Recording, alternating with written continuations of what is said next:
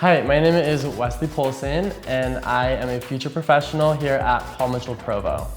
Honestly, my first thought when I heard there was a dress code was, dear God, no. Like, I've always hated dress codes my entire life, and I was just like, why can I no longer wear crop tops or tank tops or like shorter shorts, if that makes sense? As I've dressed more professionally and in the school dress code, I have realized that my clients just look to me with so much more authority. Even though I am 21 years old, they look to me with trust, and it puts much more of the attention onto my client as I'm not like standing behind them, like wearing a rainbow shirt, which I love to do.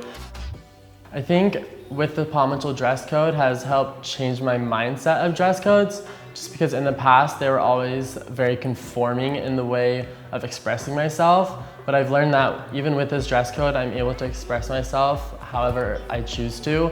I mean, obviously within boundaries, but in a way that is appropriate and really sets me in the role that I need to be as a future professional.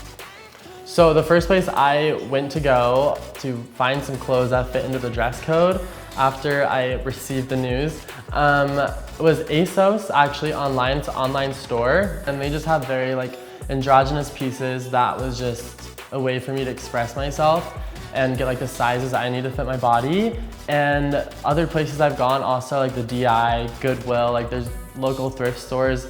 Like shopping for a wardrobe at Paul Mitchell dress code does not have to be expensive. It can very well be in your budget, and you just put different pieces together and you can just find ways to express yourself.